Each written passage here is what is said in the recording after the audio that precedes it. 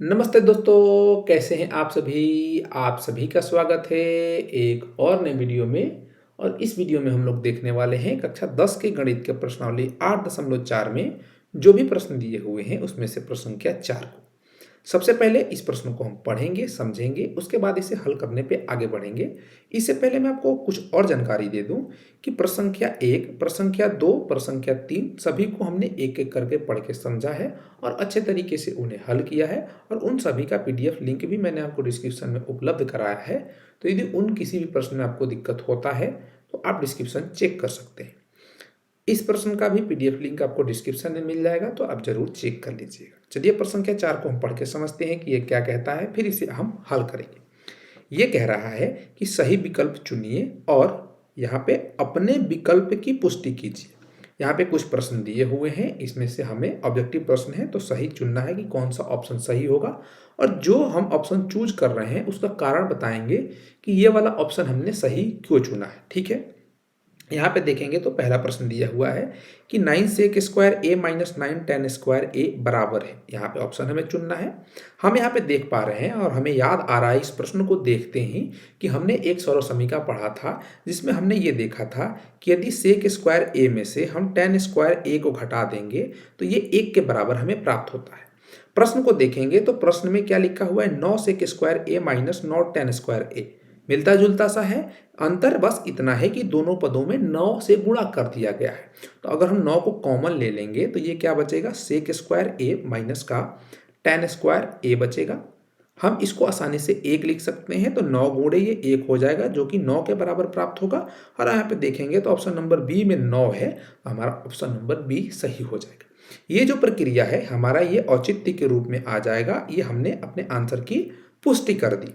चलिए आगे बढ़ते हैं, अगले प्रश्न को देखते हैं। इसी प्रश्न में प्रश्न संख्या 2 दिया हुआ है, इसको भी हमें हल करना है। तो इसको कैसे हल करेंगे, सबसे पहले देखते हैं कि प्रश्न क्या दिया हुआ है। प्रश्न दिया हुआ है कि 1 प्लस का टेन थीटा प्लस का सेक थीटा गुणा किया गया है 1 प्लस का कॉट थीटा माइनस का कॉसेक थीटा से। और नीचे हमें ऑप्शन दिया हुआ है ए नंबर में 0, बी में 1, सी में 2 और डी में -1। और हमें इसकी पुष्टि करनी है कि कौन सा ऑप्शन सही होगा। तो आपको यहाँ पे मैं कुछ टिप्स देते चलूँ कि यदि आपको टैन सेक कॉट कॉसेक इस प्रकार के त्रिकोणमितीय अनुपात के प्रश्न मिलते हैं जो आपस में गुणा है, तो या तो इन सभी को आपस में गुणा कर दीजिए या टैन को, कॉट को, कॉसेक को, सेक को सबसे बेसिक रूप में साइन और कॉस में बदलने का प्रयास कीजिए और उसके बाद और सरल करते जाइए। आंसर आपको आपरूपी प्राप्त हो जाएगा। हम क्या करते हैं, इनको साइन और कॉस के रूप में व्यक्त करते हैं। तो एक को हम एक ही रहने देते हैं, ये क्या हो जाएगा 1। और टैन को हम लिख सकते हैं साइन थीटा बट्टे कॉस थीटा, साइन थीटा बट्टे कॉस थीटा। और प्लस का सेक थीटा को हम 1 कॉस थीटा लिख सकते हैं। इसी प्रकार से जो गुणा में है इसको भी हम लिख सकते हैं 1 प्लस का कॉस थीटा बट्टे साइन थीटा माइनस का 1 साइन थीटा। अब इसको देखेंगे तो इसका एलसीएम ले लेते हैं, इसका एलसीएम ले लेते हैं, फिर गुणा करेंगे। हम देखेंगे तो इसका एलसीएम क्या हो जाएगा, कॉस हो जाएगा। तो नीचे हर में कॉस थीटा आ जाएगा और ऊपर कॉस थीटा प्लस का साइन थीटा प्लस का 1 हो जाएगा। और ये गुणा किस में है, इसका एलसीएम लेंगे तो इसका एलसीएम साइन थीटा होगा, ये बन जाएगा साइन थीटा प्लस का कॉस थीटा माइनस का 1 हो जाएगा। अब ये चीज़ें बन गई। अब इनको आपस में हम गुणा करते हैं। गुणा करेंगे तो हर हर का गुणा करने पे हमें क्या प्राप्त होगा, साइन थीटा इंटू का कॉस थीटा प्राप्त हो जाएगा। और ऊपर हम देखेंगे और इन पदों को अगर हम एक साथ कर दें, sine theta plus cos theta, और इधर भी कर दें sine theta plus cos theta को एक साथ, तो ये क्या लिखा हुआ है, ए प्लस का बी इंटू का ए माइनस का बी। यहाँ पे देखेंगे तो ए के जगह पे क्या है, sine theta plus cos theta है, साइन थीटा प्लस का कॉस थीटा। और बी के जगह पे 1 है और यहाँ पे बी के जगह पे माइनस का 1 है। इनको जब हम आपस में गुणा करेंगे तो हमें क्या प्राप्त होगा, ये प्राप्त होता है ए स्क्वायर माइनस का बी स्क्वायर।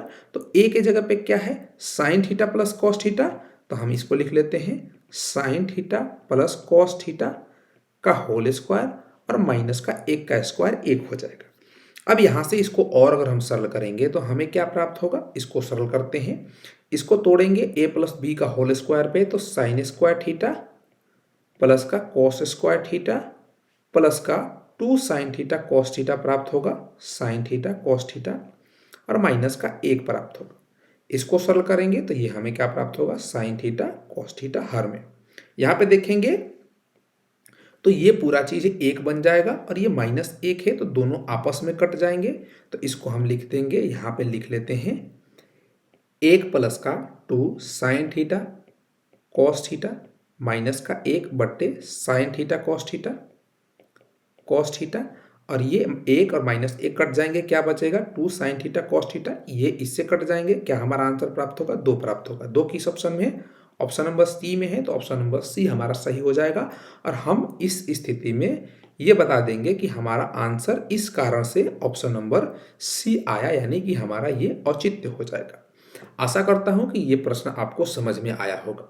तो इसको आपको स्टेप बाय स्टेप लिखना पड़ेगा, तभी आपको पूरे के पूरे नंबर प्राप्त होंगे। ठीक है, इसको मैं मिटा देता हूं और अगले प्रश्न को करते हैं। यहाँ पे आप चाहें तो वीडियो का स्क्रीनशॉट ले सकते हैं और आप इसको खुद से एक बार कॉपी में लिख के ट्राई जरूर कीजिएगा कि किस प्रकार से हल करना है।